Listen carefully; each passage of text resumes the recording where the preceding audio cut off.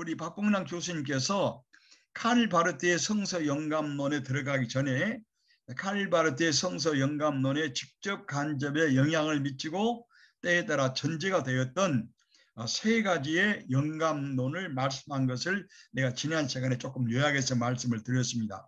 첫째로 희랍적인, 플라토가 말하고 있는 희랍적인 성서 영감론이 있는데, 그 말한 것처럼 성서 영감론 아니고 그들이 말한 영감론이라고 하는 것은 엑스타시, 황홀경에 들어가서 그 황홀경에 들어간 신의 접신 혹은 그 들어가서 광기에 사로잡혀 가지고 자기들이 그 황홀경에 들어가서 말한 내용이 무엇인지도 모르고 그냥 뱉어내는 이런 그 말들을 히랍에서는 영감에 잡혔다. 그런데 이 플라토가 정리를 해서 시인은 이런 그 엑스타시에 들어가도 인간의 이성과 의식 구조가 제대로 보존이 돼가지고 제대로 시를 잘 썼지만 그 외에 여러 영감을 받는 사람들이 그런 그 광기 또 접신에 사로잡혀서 제대로 자기 한 말을 모르고 있었다 하는 것을 지난 시간에 말씀을 드렸는데, 우리 기독교에도 여러분들 사울이 그 사무엘한테 왕이 된다는 안수를 받고서 종일 예언자를 속에서 뭐 하루 종일 벌거벗고 뭐 침을 뱉으며 말했다는 말이 사무엘상에 나오지 않습니까?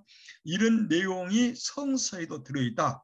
우리 박본호 선생님 그걸 인정하시고, 그러나 문제는 어디 있냐 그러면 우리 이걸 나비라는 나비 예언자, 그 초기의 나비 예언자들이 이런 증상을 이런 황홀경에 들어가서 무슨 말인지 모르는 사울처럼 그런 경우가 있었으나, 또 지난번에 예를 들었는데 바알 선지자 450명이 하늘에서 불을 내려달라고 종일 몸을 찢으면서 불을 지었고 자기는 무슨지도 모르고 황홀경에 들어갔던 이 얘기를 우리가 지난 시간에 말씀을 드렸는데, 성서에서 그것은 절대 주류가 아니고 변두리 있었으나 문서 예언자를 이사야라든지 예언자 에스겔이라든지 하박국이라든지 아모스라든지 또 엘리야 엘리사와 같은 또 모세도 예언자라고 부르는데, 이런 성서의 주류에 속한 영감을 받은 사람들은 절대로 그 영이나 그들의 정신이나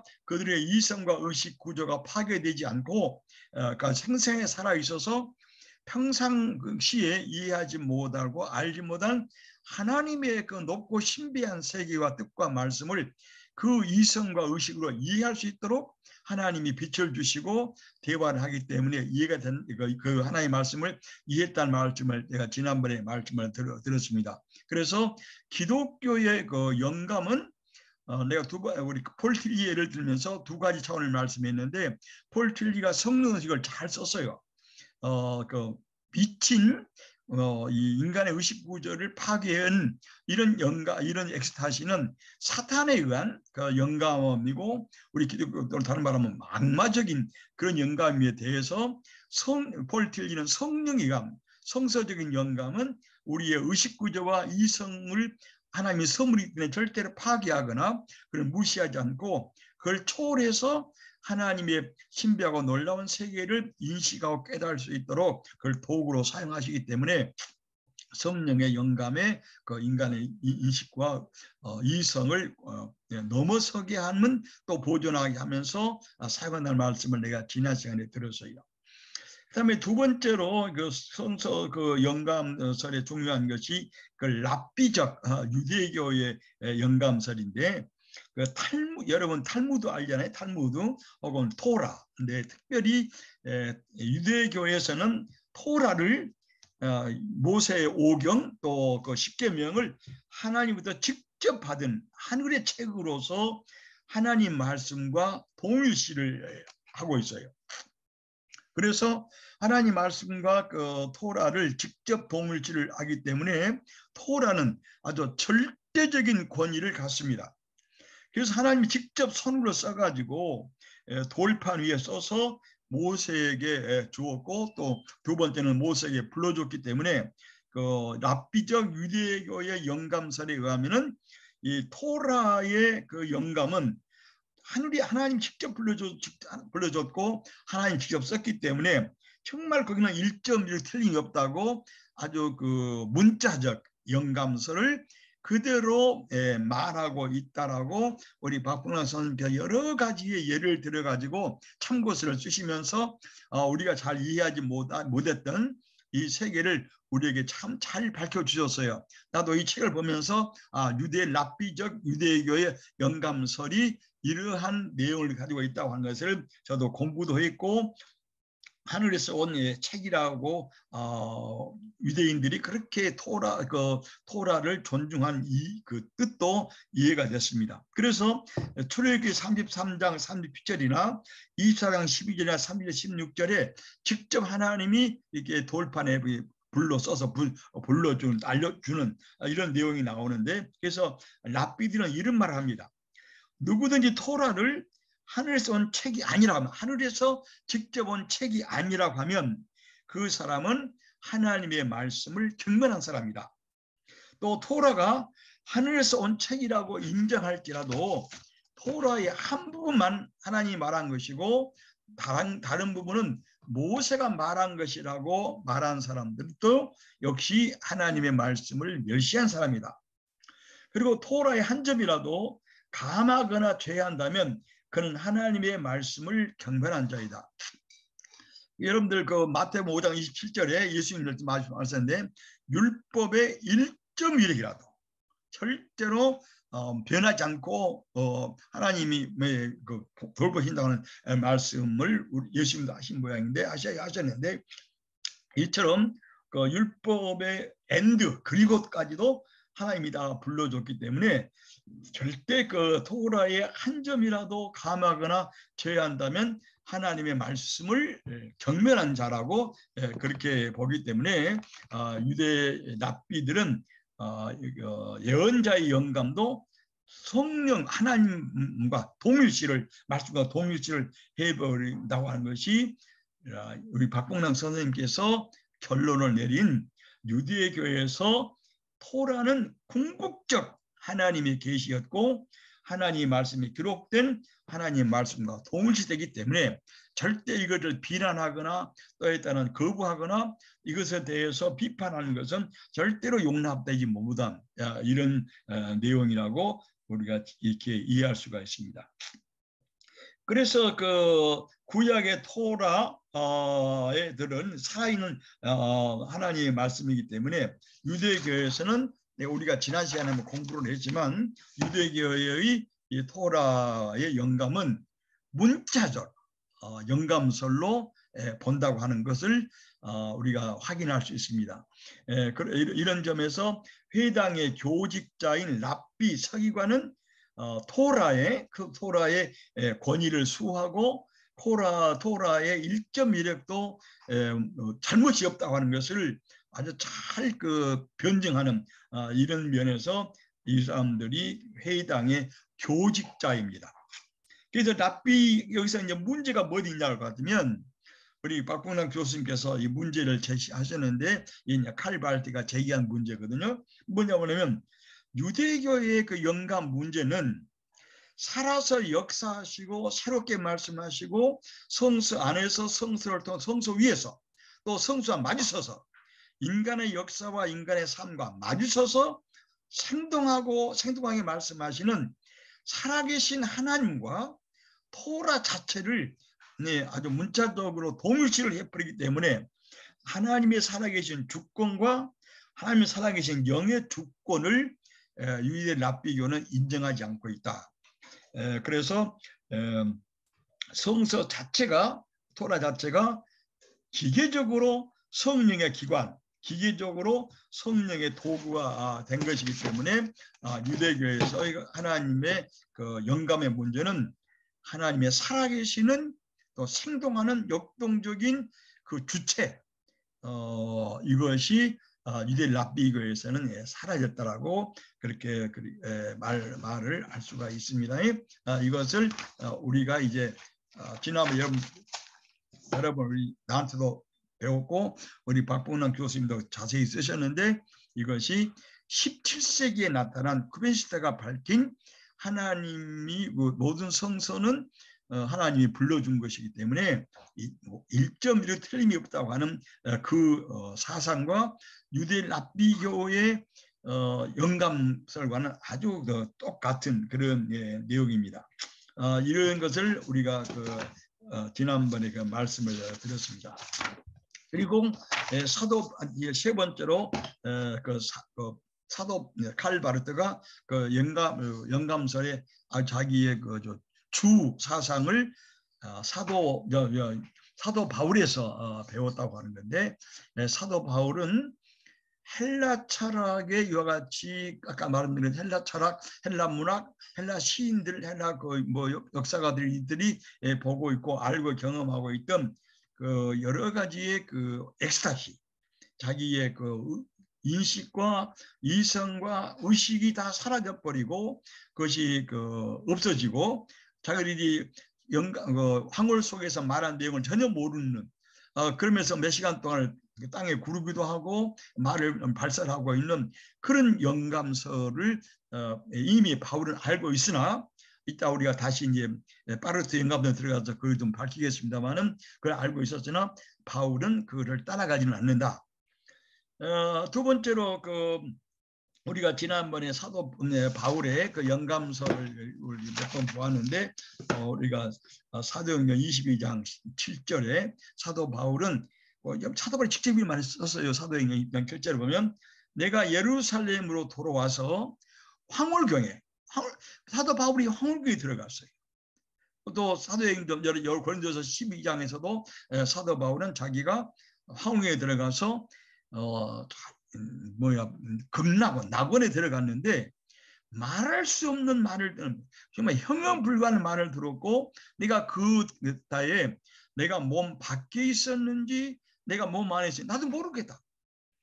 이것은 아주 놀라운 황홀경이고 인간의 그 하나님 경험, 아주 극치를 사도 바울이 경험을 했는데, 그러나 사도 바울의 경우는 아까 말한 것처럼 사도행전 20장 10절에서 나는 내가 황홀경에 들어갔으나 하나님 말씀을 들어요. 바울아, 지금 유대인들은 네가 증언하는 예수 그리스도에 대해서 절대 듣지 않을 테니 빨리 예루살렘을 떠나가라 말을 듣거든요. 또 고린도전서 아까 말한 고린도서 12장에서도 사도 바울이 말한 것처럼 그런 놀라운 세계, 자기가 몸 밖에 있는지 밖에 있는지 모를 정도로 황홀경에 들어갔으나 바로 뭐라고 얘기하냐면 나는 나의 약함을 알고 있다. 그래서 하나님의 강함은 인간의 약함을 통해 드러나기 때문에 나는 나의 약함을 자랑한다는 말을 할 말이 있는데, 이처럼 사도 바울은 제가 황경에 들어가서도 그 자신이 아주 분명하고 명쾌한 하나님에 대한 인식과 깨달음과 인식 구조를 가지고 있기 때문에 히랍의 그런 사탄적인 악마적인 황홀경과는 전무 다른 경을 했다고 하는 걸 내가 지난번에 여러 번 말씀을 드렸습니다. 그래서 아까 내가 말한 것처럼 사도행전 22장 10절째 이렇게 써서 보면은 내가 예루살렘으로 돌아와서 성전에서 기도할 때 황홀 중에 주께서 내게 말씀하시기를 속히 예루살렘에서 떠나가라. 그들은 유대인들은 내가 나를 증언할 말 듣지 아니하리라. 그래서 바울은 황홀경 중에서도 분명한 의식과 깨어있는 마음과 이성을 가지고 하나님의 음성을 듣고 그 말씀을 실행한 바울의 그 황홀경을 경험을 이렇게 비교해보면 히랍의 광과는 전혀 다르다고 하는 것을 우리가 찾아볼 수 있습니다. 이런 측면에서 우리 세 가지, 하나는 히랍의 황홀경 영감에 대한 문제, 두 번째는 유대 랍비적 교회에서 랍비들이 어떻게 영감을 이해했는가 하는 문제하고, 세 번째는 사도 바울 자신의 그 영감 또 성령 체험한 것을 우리가 이렇게 찾아볼 수 있습니다. 이런 면에서 오늘 이제 그 성서 이런 칼 바르트에 이르는 영감에 이르는 내용을 이렇게 우리가 이제 정리하면서 이 칼발트의 그 성서 영감론이 이와 같이 그 유대 랍비적, 헬라적, 또 사도 바울적 이런 그 내용을 전부 간파하면서 이제 그 종교 개혁자들의 그 루터와 칼빈의 종교 영감서를 전부 인식하고 받아들이고 때에 따라 대결하면서 팔발 자신의 성서 영감서를 제시한 것을 우리 박문남 교수님께서 그 박사학위 논문에서 아주 명쾌하게 잘 지적하고 있어요.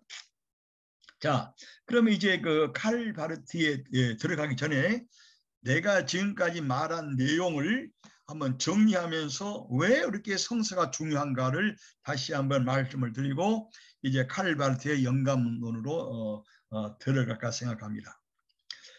우리의 기독교 신앙은 전적으로 성경이 증언하는 하나님의 역사적 계시 행동 때문이에요. 그러니까 성서가 없으면 우리는 하나님이 누군지 예수가 계신지 성령의 계시를 전혀 알 수가 없는 거예요. 그러므로 성경이 증언하는 하나님의 역사적 계시 행동에 대한 응답이 우리 믿음이요. 이 믿음으로 말미암아 우리는 하나님 앞에서 의롭게 인정을 받고 하나님과 화해되고 그리스도의 보혈의 공로를 통해서 죄 용서를 받고 회개를 한 사람들이 그래서 우리가 그리스도를 주로 영접한 사람들에게 주시는 영생을 우리가 누리면서 죽음을 넘어선 영원한 생명 영광의 세계에 우리가 들어갈 수 있는 이런 구원의 길을 어디서 볼 수 있어요? 우리 칼바르트가 말한 것처럼 성서만이에요. 이것도 보네포트 말씀했어요. 성서를 빼놓고서는 이러한 기독교의 신앙의 진리 내용을 말하는 것이 없기 때문에 성경의 중요성은 우리가 뭐 100번 말해도 더 이상 말할 필요가 없을 정도입니다. 그래서 성경에서 그 자신을 나타내시는 하나님이 인간에게 다가오시는 거예요. 하나님은 인간을 구원하시려고 주도권을 가지시고 인간에게 다가오시고 인간을 부르시고 인간에게 네가 어디 있냐고 질문하고 말을 건네십니다. 우리는 그리스도 안에서 하나님의 인격적인 구원 사건을 만나고 인식하고 믿고 깨닫고 응답하고 그리스도의 부름을 듣고 따라갑니다. 이것이 성경이 아니면 이건 알 수가 없는 거예요.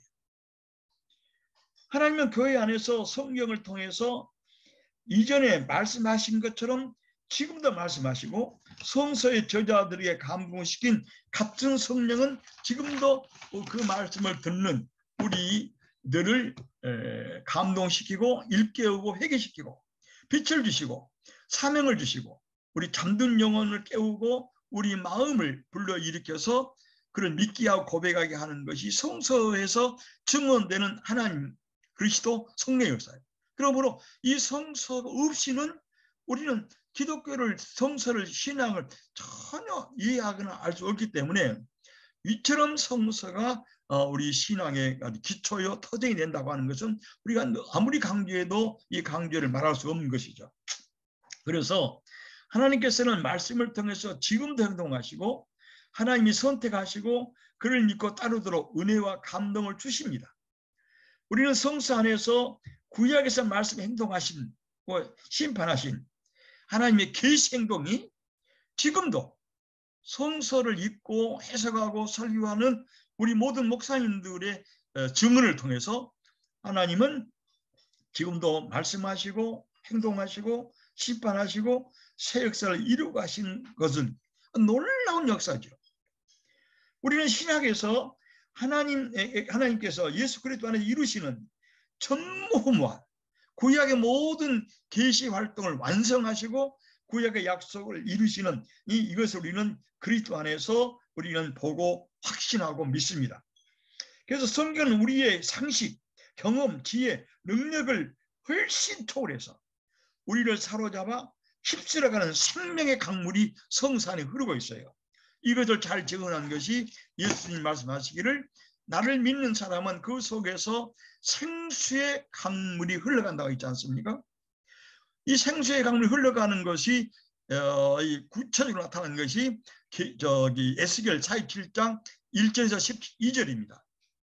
생수의 강물이 성전 흘러나와서 발목에 차고 무릎에 차고 허리에 차서 사람이 건너갈 수 없는 큰 강물이 이르고, 이 생수의 물 가운데 죽은 바다가 살아나고 죽은 강이 살아나서 수많은 각종 물고기들이 살아나고, 강 좌우편에 나무가 있어서 12철 생명의 과일지를 맺고, 그리고 저는 그 나무 잎사귀는 사람들의 병을 치료한 약재가 된다고 하는 이 생수의 강이 성수에 흐르고 있어요.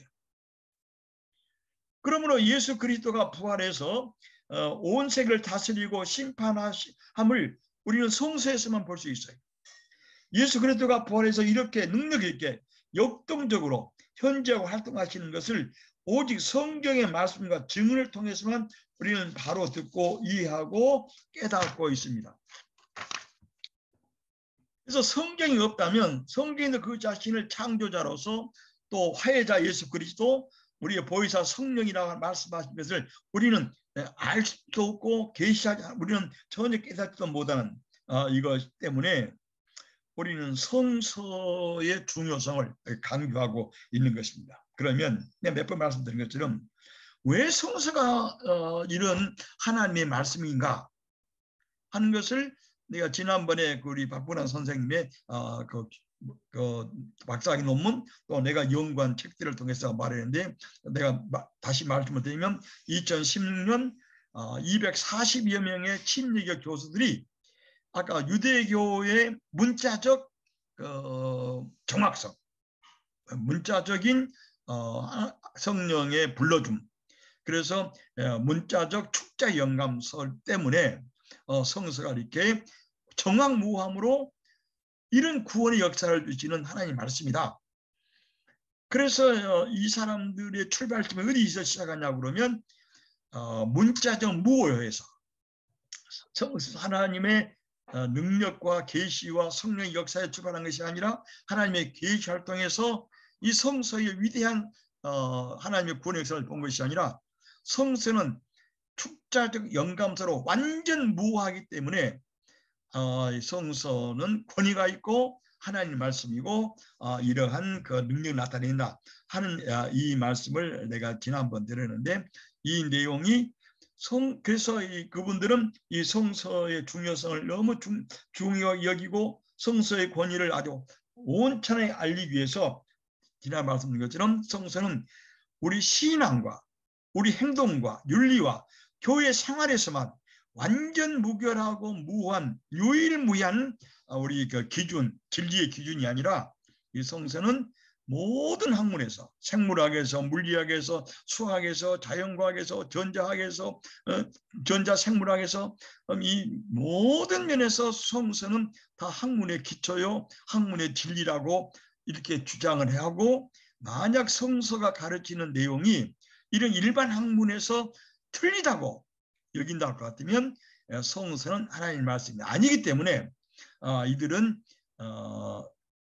전혀 우리 현대의 여러 제학문 사상에서 밝히는 학문의 진리라든지 학문의 여러 가지 가르침과 아주 반대되는 이런 일을 하고 있는데, 내가 말한 그 동기는 아주 거룩하고 우리가 존경할 만하나 성경의 팩트, 성경 본문의 팩트가 전혀 그것이 아니라고 하는 것을 우리가 지난 시간에 말씀을 드렸고, 우리 박근환 교수님 단 두 줄로 썼어요.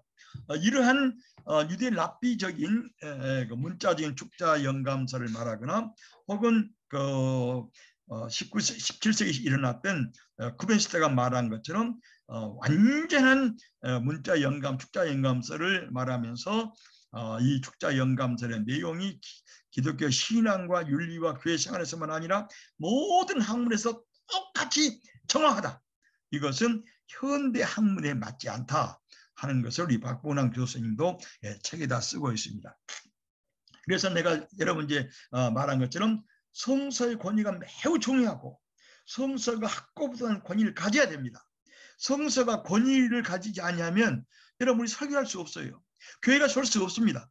성서 권위가 없이는 예수 그리스도의 복음의 능력이 약해지는 거예요. 그래서 성서의 권위가 아주 확실한 진리고 복음 선포를 위한 기초이고 복음 선포의 아주 내용이고 이 모든 권위가 가지기 매우 중요한 것은 성서의 목적을 바로 알 때 우리가 이것을 이해할 수 있다. 내가 여러분 말씀을 했습니다. 이게 우리 김주진 목사님의 성서 목적 영감설입니다. 이것이 한국 교회에서는 잘 안 받아들이는 내용이에요. 한국 교회 90%는 지금도 유대 랍비적인 또 17세기 쿠벤스테가 만들어낸 이런 그 전에는 전혀 그런 말이 없었는데 쿠벤스테부터 나타나는 이런 그 축자 영감, 문자 영감 그리고 모든 학문에서 똑같이 성서는 진리가 참이다 하는 것을 만든 사람은 우리 한국 교회도 아니고 박영경도 아니고 미국 프린터 대학도 아니고 17세기 쿠벤스테가 만들었습니다. 그 전에는 이런 이론이 없었어요. 그래서 우리 박봉남 선생님께서 칼발트의 성서 영감론을 연구하시면서 이 내용을 어느 정도 밝혔는데 내가 지난번 여름 몇 번 말한 것처럼 나도 새로운 책들을 많이 연구하고 보면서 우리 박봉남 교수님과 정경환 교수, 김재진 박사님 말씀한 내용, 칼발트 내용으로 나는 옳다고 생각하고 이렇게 여러분에게 그 말씀을 드려봤습니다. 그래서 여러분 혹시 그 2세기에 살았던 우리 교부 가운데 아테나 고라스가 있어요. 이분이 아주 유명한 설교가였는데 이분 이런 말을 해요. 예언자들은 하나님의 영의 충동에 의해서 그들의 마음이나 이성의 활동을 초월해서 황홀경에 들어갔다.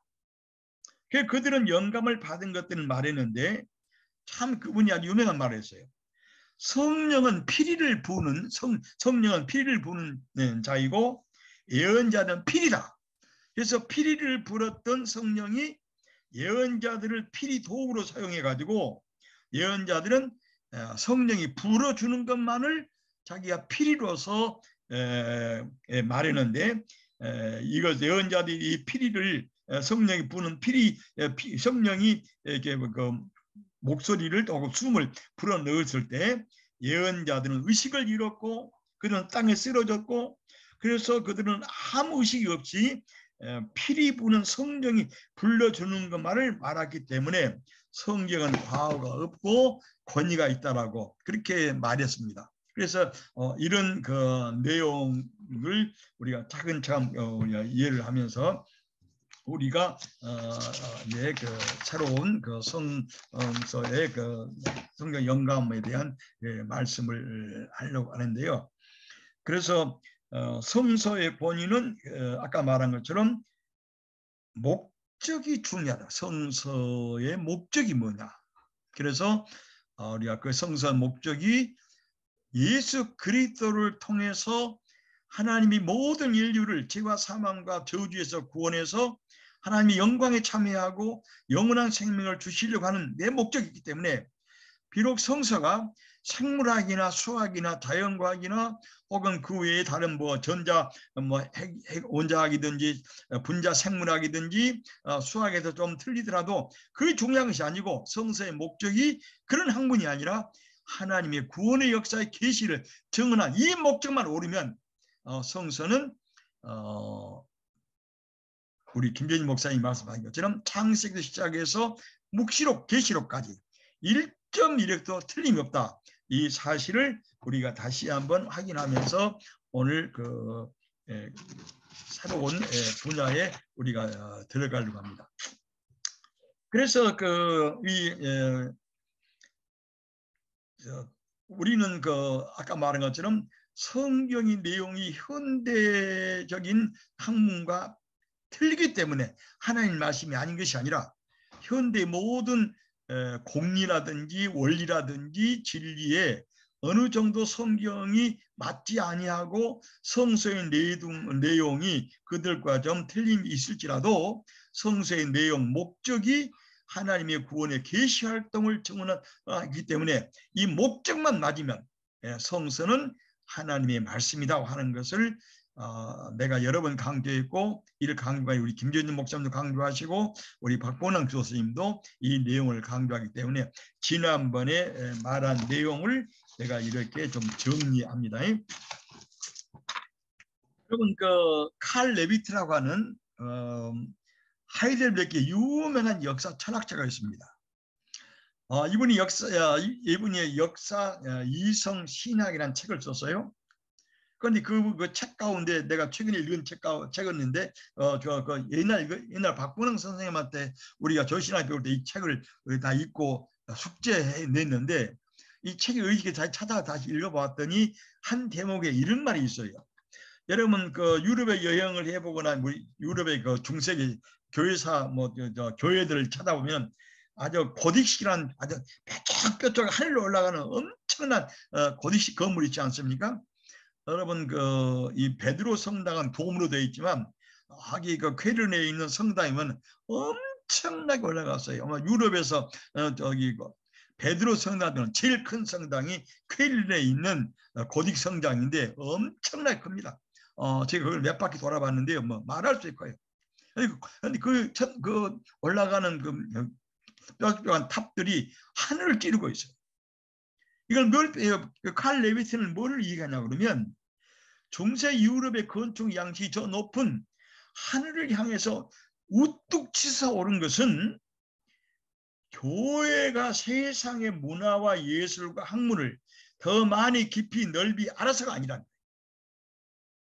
이렇게 교회가 세상의 문화와 예술과 학문의 최고의 왕이기 때문이 아니라 교회 중에서 깨어있는 신학자, 교회들 신학자들 가운데서 깨어있는 신학자들, 그 다음에 특별히 종말론적인 이제 하나님께서 하늘에 계셔서 이 세상을 심판한다고 하는 이 종말론적인 새하늘과 새 땅을 의식하고 희망하는 예술가들이 있었기 때문에 그와 같이 고딕식 양식이 존재했고 유럽 사람들이 그 건물을 볼 때마다 하나님과 그리스도와 성령을 생각하고 하늘나라를 생각하고 동기가 됐다라고 이렇게 칼 레비트가 쓰고 있어요.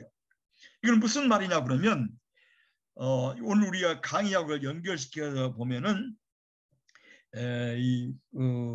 유럽의 교회 고딕식 교회들이 깨어 있는 또 신앙을 가지고 있는 신학자들과 종말론적 희망과 새하늘과 새 땅을 인식하고 희망하는 그런 예술가들이 있었기 때문이지 무슨 교회가 완전 무결하고 좋은 학문에 모든 것이 다 왕이기 때문에 아니라는 것이죠. 이런 면에서 우리는 성서고냐 성서의 유효성을 오늘도 가장 귀중하게 여기고 우리가 생각할 점은 바로 언제 어디서 우리가 무엇을 통해서 하나님을 알게 되고 그가 계심을 깨닫게 되고 그가 천지와 만물을 창조자이고 다스리는 분임을 알고 깨닫게 하는 것이 그 목적을 나타내는 것이 성서이기 때문에 우리는 성서의 권위를 이렇게 인정한다 하는 것을 우리가 표현할 수 있습니다. 그리고 말할 수 있습니다.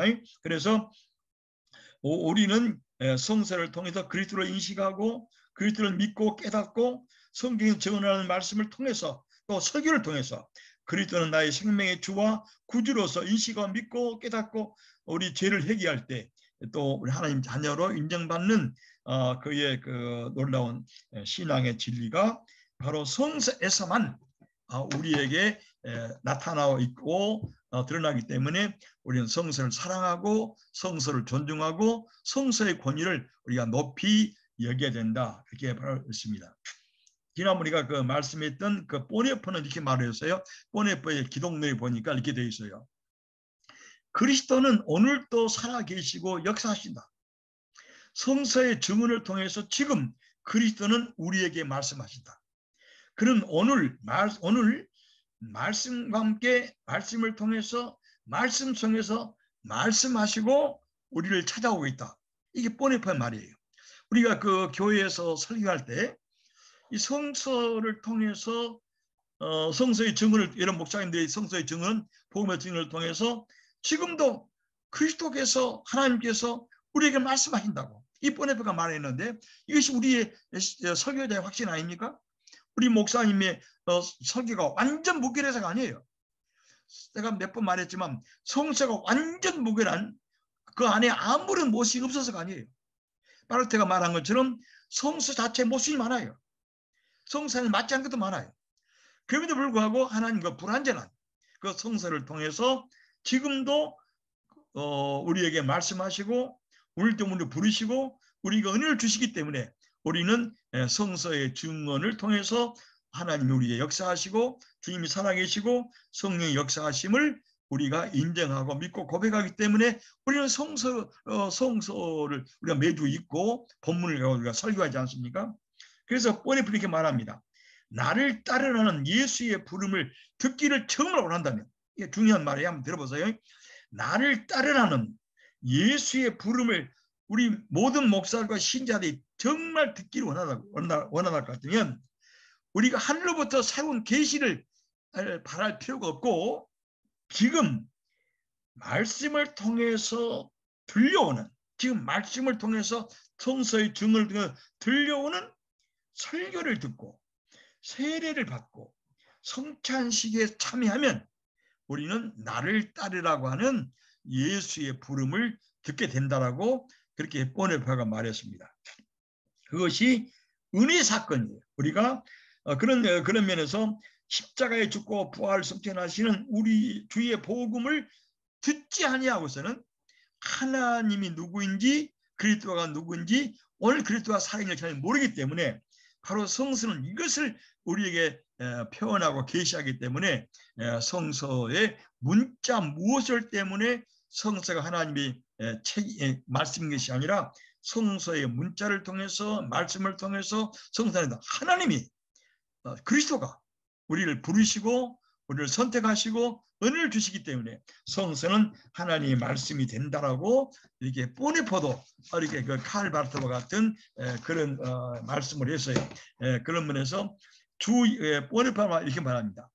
주 예수 그리스도가 내 생사를 주관하시는 살아계신 주님이시라면 내가 어찌 그가 누구인지 알고 그의 말도 따를 것인가를 알려면 성서의 증언을 목사님들의 설교를 듣고 세례를 받고 성찬식에 참여할 때 바로 예수 그리스도가 내 생사를 주관하시는 살아계신 주님이라는 것을 인식하게 된다는 거예요. 그래서 번에 말하면 성서의 증언, 설교, 세례, 성만찬은 하나님께서 우리를 통치하시는 아버지 하나님이요 우리의 주님이 예수 그리스도의 주님이라는 것을 우리에게 드러낸다라고 이렇게 표현하기 때문에 우리는 목사님으로서 이 성서를 중시 여기고 성서에서 우리에게 지금 성령을 통해서 말씀하시고 우리를 부르시고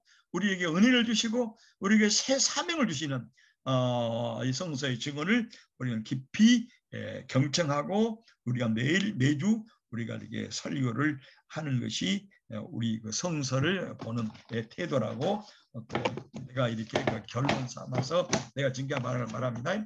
이제부터 칼 바르트의 성서 영감론에 들어가겠습니다. 이제 우리 박본환 선생님께서 쓰시는 논문에 아주 본질에 들어갔는데 먼저 우리 박본환 선생님이 이렇게 썼어요. 칼 바르트 성서 영감론의 지표 표시가 뭐냐 이게 썼어요. 박근혜 선생님의 칼 바르트 신학을 이용하면서 칼 바르트에게서 성서 영감론의 근본 문제는 항상 성령의 역사와 성서 지하들 사이의 관계 원리라는 것이죠. 그래서 영감론에 포함된 문제는 신학자들이 하나님 계시 행동에서 칼 바르트가 이제 비판하는 거예요.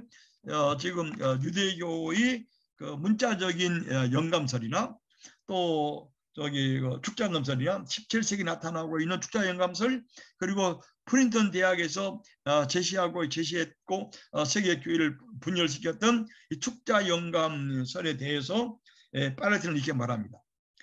영감론에 포함된 근본 문제는 신학자들이 하나님의 살아계시는 계시 행동 지금도 성서를 통해서 살아계신 하나님이 행동하시고 말씀하시는 이 행동하는 하나님의 주권에서 시작하지 않고 성서의 권위를 확장시키기 위해서 성서의 무개념이나 문자적 축자 영감에서 시작한 것이 문제라는 거예요.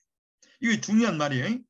우리가 성서 영감론을 말하고 성서 권위를 말할 때 이 파르테의 말처럼 하나님의 살아 움직이는 역동적 계시, 이 성서와 마주서 있고 우리 인간과 마주서 있고 문화를 심판하고 판단하시고 우리의 인간의 생사화복을 주장하시고 판단하시는 삼일체 하나님의 역동적인 살아계시는 주권에서 시작하지 않고 성서의 무호 개념, 축자 영감, 묵자 영감에서 시작한 것이 우리 개신교의 성서 영감소를 성경 때문에 교회를 분열시키고 신학자들 사이에서 많은 논란을 불이켰다라고 그렇게 쓰고 있습니다.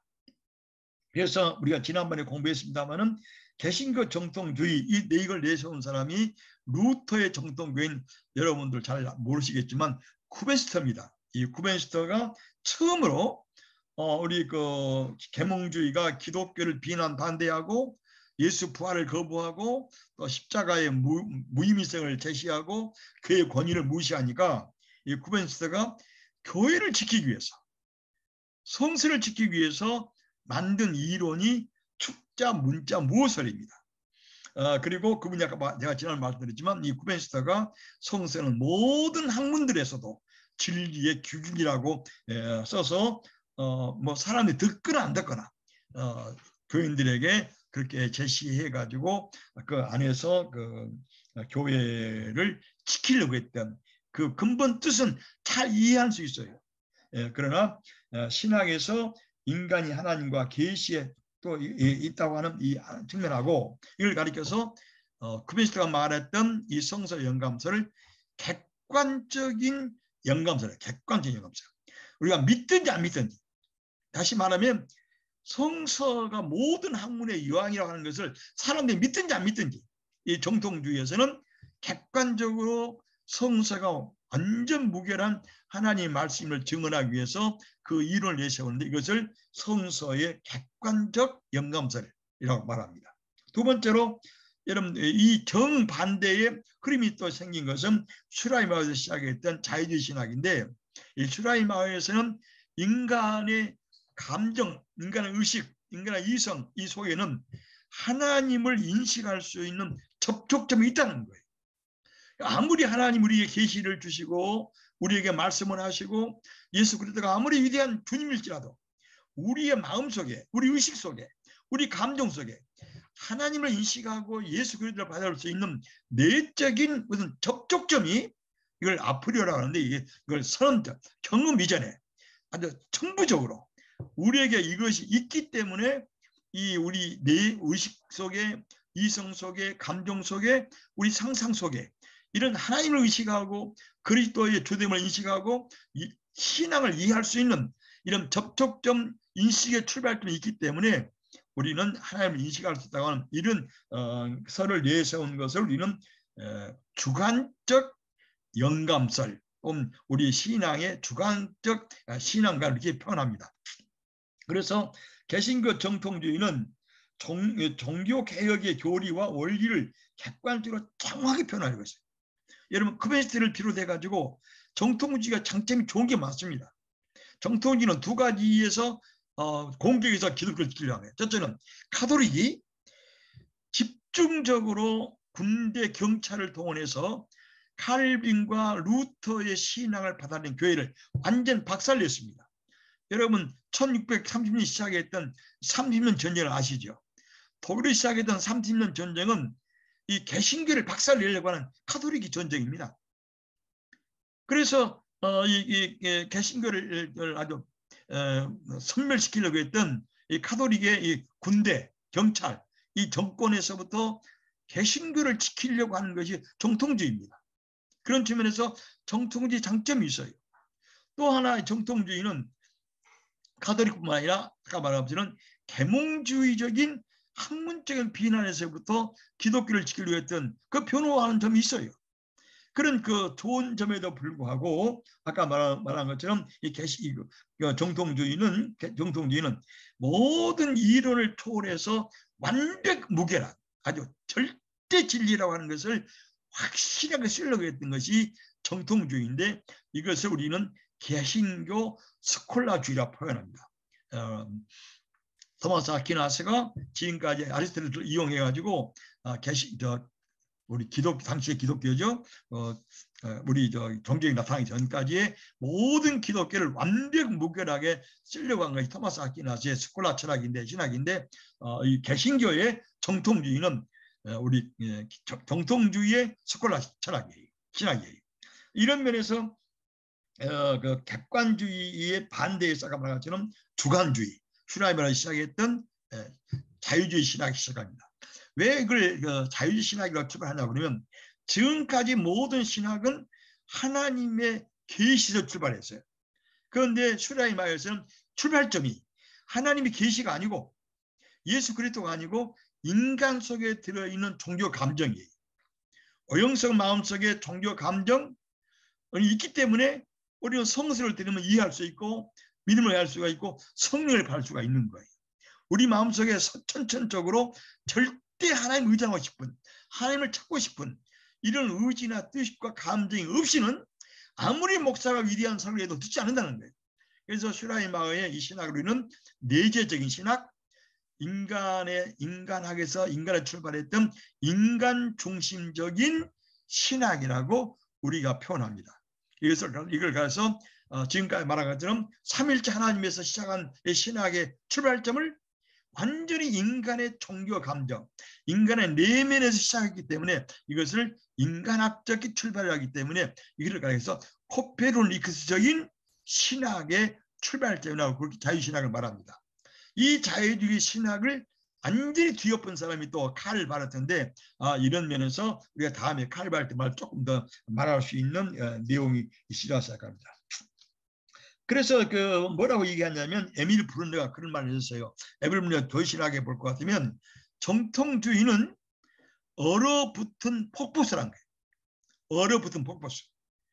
겉으로 보기는 매우 일사불란하고 막 물이 흐르는 것 같은데 얼어붙어가지고 아무도 거기 냉정한 의식과 감정과 깨달음과 거기에 대한 주체적인 반응이 전혀 없기 때문에 이것을 얼어붙은 폭포수로 말하는 것인데, 말씀과 계시를 이해할 수 있든지 없든지 완전 무결하게 만들려고 하는 것이 객관주의적인 성서 영감설, 무엇을 축자 영감설이고, 그 다음에 슈라이머와 같은 인간의 주관적 의식적인 접촉점을 중심으로 성서 영감을 보려고 했던 이 내용을 주관적 성서 영감설이라고 이렇게 표현하는데, 이거를 박북랑 선생님이 아주 간면하게 요약을 했는데 내가 많이 부연 설명을 한 거예요. 그래서 생동적인 하나님 말씀 자체가, 아까 내가 말했어요.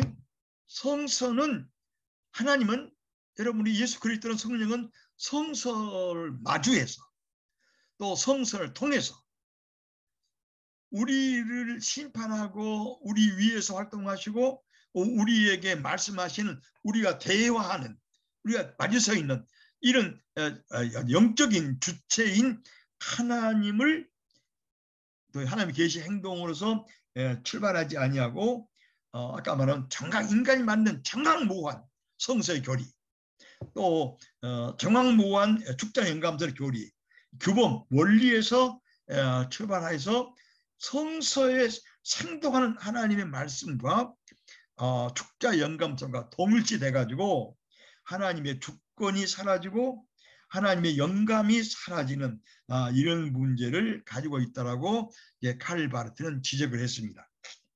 그래서 인간의 안에 있는 선언적인 요소가 강조되면, 이건 객관적인 말이고 주관적인 인간 안에 있는 종교적인 선언 감정이 강조되면 인간의 생을 심판하고 위에서 도입에 들어와서 우리에게 새 생명을 주는 하나님의 계시 행동, 역동적인 성령의 역사가 사라져버린 거예요. 그래서 계시적인 하나님의 말씀이, 계시 말씀이 인간적인 말로 변하게 되기 때문에 성서가 쓰면은 하나님은 살아서 역동적으로 활동하시는 이 두 가지 사건을 칼 바르트는 다 거부합니다. 아까 말한 것처럼 우리가 믿든지 안 믿든지 성서는 1.1획도 아무 모순이 없다. 또 성서는 내가 지난번에 성서에 모순된 말씀을 내가 들었어요. 서로 맞지 않는 것. 예를 들어 여러분 잃어버릴지 모르겠는데 내가 다시 한번 여러분 주의를 상기시키면 민수기 13장에서는 하나님이 가나안 땅 복지 땅을 정탐하라고 탐정하라고 하나님 명령하시는 거예요. 그래서 모세가 12지파 가운데서 그 지파장들을 불러가지고 여호수아 갈렙에서 40일 동안을 여호수아 갈렙 10사람들이 다 정탐하지 않습니까? 그러나 신명기 1장에서는 모세가 말하는 거예요. 너희들이 내게 저 땅을 정탐하라고 말했지 않았느냐? 이거 다르지 않습니까? 내가 여러분들이 말씀했는지 잘 모르겠는데요. 성서 자체 안에 모순된 것이 많이 있습니다. 내가 하나만 더 예를 들게요. 여러분 사무엘하를 볼 것 같으면 사무엘상을 볼 것 같으면 여러분 사울이 마귀 사탄에 걸려가지고 잠도 못 자고 헛소리하고 뭐 창질하게 되니까 그 사울의 누구예요? 보좌관들이 사울에게 말하지 않습니까? 우리 사울에게 현금을 잘 타는 사람을 가지고 있었어요. 데리고 와서 현금을 잘 타고 지금 같은 바이올린 같은 걸 잘 켜면 우리 사울 왕의 정신이 초롱초롱해질 것이다. 그래서 여러 사람들이 상의해가지고 다윗이 가장 현금을 잘 튀는 수금을 잘 타는 소년이라고 그래가지고 사울을 데려오지 않습니까? 사울에게 다윗을 데려가요. 소년 다윗이 사울 옆에 가서 이렇게 수금을 잘 타니까 사울이 귀신이 떠나고 정신이 말짱해서 기뻐한 거예요. 그렇기 때문에 사울이 자기의 무기를 다윗에게 주면서 자기의 부하를 삼지 않습니까? 보좌관으로. 여러분은 비서를 삼아요. 이거 첫 번째 말이에요. 그게 굉장히 친해요, 사울하고. 그래서 사울이, 여러분 사무엘을 상을 볼 것 같으면 사울이 다윗을 매우 기뻐하더라 나와 있어요. 매일 만나고 현금을 잘 두고 수금을 잘 타고 이렇게 다윗 때문에 생활이 건강하니까 얼마나 사울은 기쁘겠어요. 그래서 사울이 기뻐하더라. 총회, 그 성경 또 총회가 나와 있어요. 두 번째로 사울과 다윗이 만남이 있습니다. 두 번째 같은 그 당에 내려가면 다윗과 골리앗과 이스라엘 전쟁이 나와요. 그런데 언제 어떻게 됐는지 사울은 전혀 다윗을 몰라요. 그래서 그 다윗의 아버지 이새가 다윗의 부형님이 전쟁에 나가 있으니까 너 가서 형님들의 안부도 살피고 이 먹을 걸 갖다 주라. 그래서 다윗이 아버지의 심부름을 하기 위해서 먹을 걸 가지고 와서 형님들이 전투를 보니까 두 형이 막 화내지 않습니까? 너는 양이나 칠 것이지 이 전쟁을 구경을 하느냐? 그러니까 보니까 이제 골리앗이 그렇게 그 이스라엘을 조롱하고 이스라엘 군대를 무시하니까 다윗이 말하지 않습니까? 군대 장관한테 저 하나님의 군대를 저렇게 무시한 이단을 왜 놔두냐고. 그래서 이스라엘 군대들이 아주 완전히 쫄아가지고 무서워서 감히 골리앗한테 아무도 못 나가는 이때에 다윗이 말하지 않습니까? 내가 양을 칠 때 곰도 내가 돌로 때려잡았는데 저 하나님의 군대를 무시하는 저 이방인 블레셋 내가 못 잡겠냐고. 그래서 다윗이 나간다 그러니까 사울이 깜짝 놀란 거예요. 누군지는 모르는 사울이. 앞에서는 자기 비서로서 물까지 맡겼는데 다윗이 누군지는 몰라. 그래서 물어봐요. 저 다윗이 누구냐? 저 누구냐? 저 사람이. 그러니까 다윗이라 말하니까 사울이 불러가지고 자기 군복과 모자를 정말 투구를 다 벗어주고 칼까지도 주지 않습니까? 가서 넘자오라고. 그래서 다윗이 사울의 투구를 쓰고 모자를 쓰고 사울이 입혀주는 군복을 입고 칼을 차고 가니까 너무 커서 안 되는 거죠. 다 벗고 가서 다윗이 골리앗을 울면서 다섯을 가지고 골리앗을 물리치는 얘기가 나와요. 그 다음에 또 있습니다. 다시 다윗과 골리앗 전쟁을 하곤 해요. 그러니까 사울에게 또 물어요. 저 누구냐? 그러니까 장면이 뭐냐면 내가 왕의 생명을 두고 맹세하거니와 나는 저가 누군지 모릅니다. 여러분 똑같은 장면의 세계가 전부 다른 거예요. 모순된 거예요. 그러면 이것은 성경이 모순되기 때문에 하나님이 말씀이 아닌 게 내가 몇 번 말씀했어요. 성경이 내적인 모순과 갈등이 있음에도 불구하고 그 말씀을 통해서 하나님이 다윗을 통해서 골리앗을 쳐부셔서 하나님의 군대와 백성을 보호한다고 하는 이 뜻은 아무 변화가 없어요. 사울이 다윗을 알았냐 보니까 둘째 문제야. 그런데 이러한 성서 자체 안에 무수한 내용이 많아요.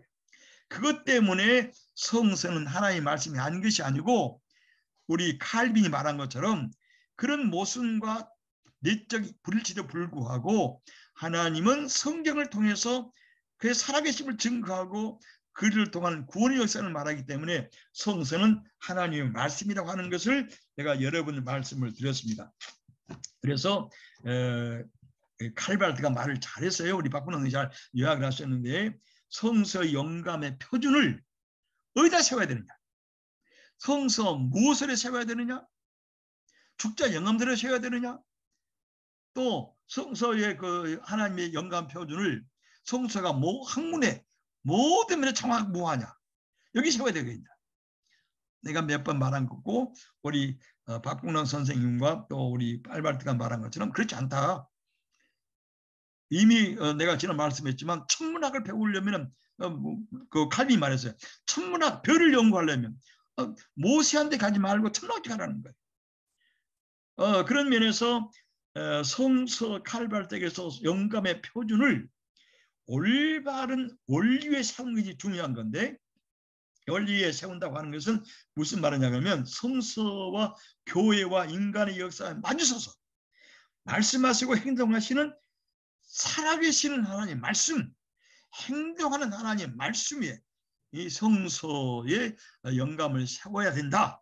그래서 이건 객관적, 완전 무한다고 하는 그 말도 아니고 또 슈라이가 말한 인간의 종교적인 감정도 아니고 지금도 성서를 통해서 성서 안에서 성서 말씀 안에서 말씀 행동하시는 하나님의 역동적인 말씀 위에 성서의 영감을 세워야 된다. 이것이 칼바르트의 성서의 영감의 표준이고 원리인 것을 우리 박근홍 선생님께서 매우 정확하게 잘 쓰셨습니다. 그래서 칼바르트는 말합니다. 하나님의 살아있는 말씀 위에 영감을 세운다. 하나님의 말씀을 살아있다고 하는 것이 하나님 말씀에 살아있다고 하는 것. 지금도 움직이고 역동이고 새 역사를 창조한다는 것은 성령의 역사라는 거예요. 그런 측면에서 칼바르트는 뭐라고 말했냐 그러면 성서 영감은 성령과 성서, 성령이라고 하는 실제 또 성서라고 하는 실제 사이를 다 보장하면서 그러니까 성령도 그대로 우리가 존중하고 인정하고 성서가 하나님 말씀을 인정하면서 두 실제 사이의 관계를 어떻게 해서 성령이 써져 있는 하나님의 성서를 하나님의 말씀으로 생동하게 하느냐 이 관계를 밝히는 것이 성서 영감론의 문제라고 이렇게 표현합니다. 그래서 다시 말해요. 칼바르트는 성령과 성서 두 실제를 다 같이 보장하고 성령과 성서의 관계가 무엇인가를 서술하는 것이 성서 영감론인데 성령과 성서를 관계를 아주 친밀하게 연결시키고 연합시키는 것은 하나님의 자유로운 행동이다. 내가 이것을 좀 이렇게 풀어서 왔어요. 내가 칼바르트 교약 책을 다시 이게 바꾸는 더 이상 해석 안 했는데 이 책을 내가 찾아보니까 이렇게 했어요. 성령과 성서를 연합하는 뜻은 무엇이냐? 하나님께서 성령의 역사를 통해서 성서를 하나님의 말씀으로 들리지게 하고 그래서 성경에서는 성령이 하시는 말씀을 들으라고 할 정도로 성서를 써져 있는 성서를 하나님의 살아 움직이는 말씀으로 지금 나타나게 하고 들려지게 하는 것 이것이 성서와 성령의 내적인 연합이라고 이렇게 바르트가 쓰고 있어요. 그래서 성령은 성서 없이 또 성서를 떠나서 말씀하고 활동하지 않습니다. 그러므로 성서도 존중하고 또 성서는 성서 없이는 성서만 되지 않아요. 이따 바르트 영감론을 깊이 좀 다룰 텐데 성령은 성서를 통해서 하나님 말씀을 듣도록 우리에게 역사하시는 거예요. 이것이 성령이 성서와 연합하는 의미라고 이렇게 우리가 표현할 수 있습니다. 그래서 교회는 성서를 통해서 역사에 일어난 하나님의 계시 사건들을 보고 인식하고 깨닫습니다. 성서를 듣는 자들은 하나님의 역사적 계시가 과거만 아니라 성서를 해석하는 목사님들 또 성서 해석하는 목사 설교를 듣는 모든 성도들은 이 성서의 역사적 계시, 과거의 역사적 계시가 과거만 아니라 지금도 우리를 위해서 일어날 것을 기대하고 우리에게 지금도 유효하고 이펙티브하다. 유효한 것을 우리는 믿고 고백하는 건데 교회는 바로 이 계시의 말씀을 선포하는 위임을 받은 거예요. 우리 목사님들은 루터가 말한 것처럼 이와 같이 과거에 일어난 하나님의 계시의 활동과 구원의 역사가 과거에만 아니라 지금도 말씀을 듣는 우리에게 매우 유익하고 일어날 수 있다고 하는 것을 선포하도록 위임을 받았고 소명을 받은 사람들이 목사입니다. 그래서 루터는 이런 위임과 소명을 받지 않고 설교하거나 목회하는 목사들을 루터는 하나님이 축복하지 않는다고 그랬어요. 여러분 우리 성경에도 축복이라는 말 나오는데 이 축복이란 말은 번역이 잘 못된 거예요. 블레스란 말인데 복음된다는 뜻인데 하나님은 축복하지 않습니다. 이 카톨릭에서 번역을 잘했어요. 내릴 깡짝 복복자예요. 강복하신다. 하나님은 복을 내리신 분이지 하나님 누구한테 복 빌어주지 않아요. 빌축자인데 복을 빌어주지 않습니다. 이건 우리 번역이 참 잘못된 거예요. 우리 개신교 번역이. 개신교 번역은 카톨릭처럼 하나님은 우리 하나님 말씀을 듣고 기도하고 회개하는 그 백성들에게 강복한다는 말이 맞지 축복한다는 말은 우리 단어에 맞지 않습니다. 그래서 나는 그 축복이란 말, 축복에는 성경에 아브라함이 이삭을 축복했어요. 이삭이 야곱을 축복합니다. 예서와 함께. 또 이삭은 애굽에 가서 야곱의 12아들과 요셉의 두 아들이 축복을 나오고 있어요. 그건 강복이 아니에요. 강복은 하나님이 천한 만물과 인간에게 내리신 것이고 축복은 인간끼리 하는 것이죠. 그래서 이 성서의 연합을 이렇게 표현할 수 있고 성서가 성령의 역사와 인재를 통해서 하나님 말씀이 되기 때문에 성서는 하나님이 일어난 계시를 증언하고 그 계시가 오늘과 내일에 유효하게 일어날 것을 우리는 기대하고 대망합니다. 여러분 우리 교회가 목사님 설교하실 때 하나님의 과거에 일어난 계시가 지금도 일어날 수 있고 일어나고 유효하고 지금은 아니라 내일 모레도 이 계시가 일어날 것을 우리는 대망하고 기대하고 있어요. 그래서 바르트는 이런 면에서 하나님 말씀은 약속의 성격, 미래적인 약속의 성격을 지닌다라고도 이렇게 쓰고 있습니다. 성령과 성서 연합을 통해서 증거되는 것은 하나님의 약속이라고 그래서 칼 바르트는 표현하고 있습니다. 나는 너희 하나님이 되고 너희는 내 백성이 될 것이다. 칼 바르트는 성서의 연관 표준을 직접적으로 어디서 얻었냐 이게 그래서 보면은 칼 바르트는 자기가 같은 성서 영감론을 어디서 영감의 표준을 어디서 보았냐면 나는 바울의 성서 영감 개념에서 취했다.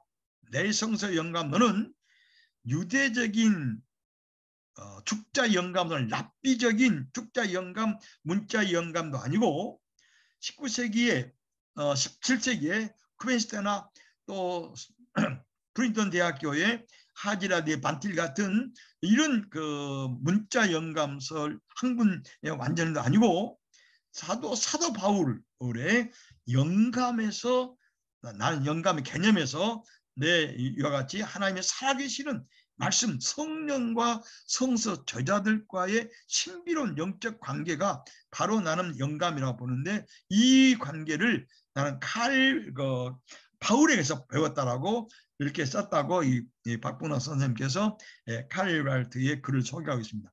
그러면서 바울은 칼발트가 하면 바울의 영감은 디모데후서 3 디모데전 우리 보도서님과 영감은 디모데후서 3장 16절과 베드로서 1장 12절을 말하는데 그러나 바울은 본인의 영감을 칼발트가 보기는 고린도후서 3장 4절부터 18절, 그 다음에 고린도전서 2장 6절에서 16절이라고 이렇게 칼발트가 성경을 다 주석을 아주 굉장히 자세히 하셨어요.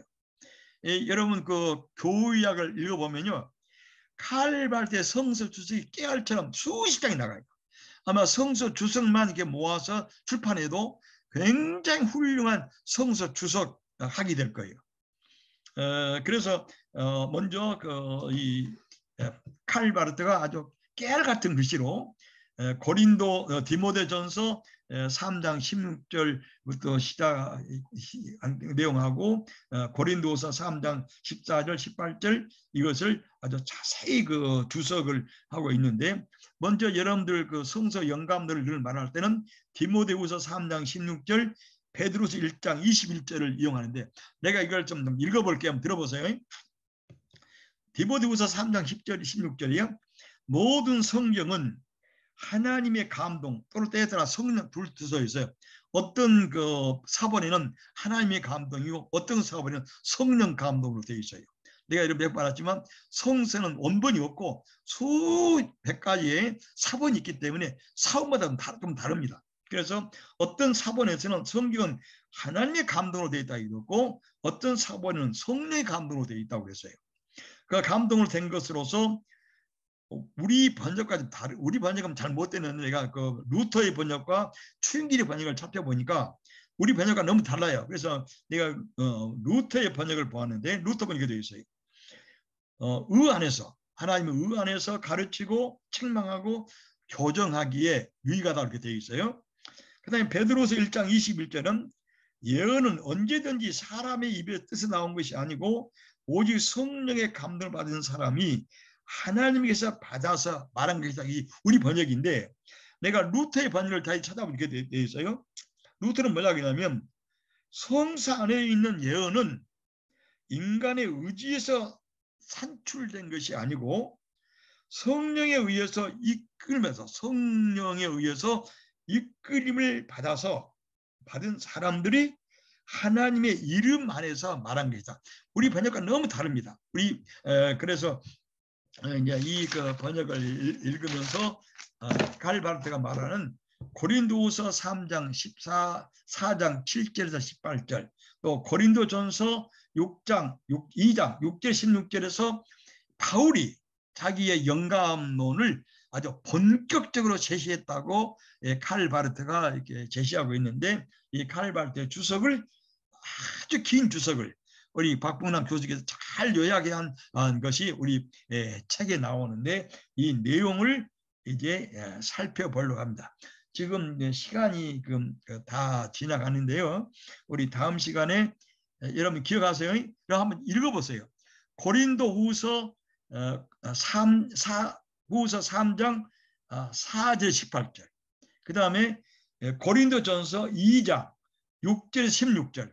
그럼 집에서 한번 잘 읽어보시고 다음 시간에 칼발트 주석을 우리 박봉남 교수께서 잘 요약한 내용을 제가 다시 한번 요약 정리해서 여러분에게 말씀을 드리면서, 우리 기독교 성서 영감론의 핵심에 속하는 이 내용을 사도 바울은 어떻게 영감을 보았는가 하는 것을 여러분 이해를 하면, 우리 박봉남 선생님께서 연구하신 칼발트의 성서 영감론의 본질을 이 두 장, 고린도후서 3장 4절에서 18절, 고린도전서 2장 6절 16절을 여러분 깊이 한번 참고해 보시고, 혹시 여러분 주석책이면 주석을 보십시오. 그래서 다음 시간에 칼발트 주석과 한번 비교하면서 우리 기독교 성서의 영감서를 바울이 어떻게 보았는가, 성서와 성서의 글, 바울은 문자와 영이라고 썼는데, 문자는 사람을 죽이게 하는 것이고 영을 살리는 거라는 것을 우리가 잘 아는 것처럼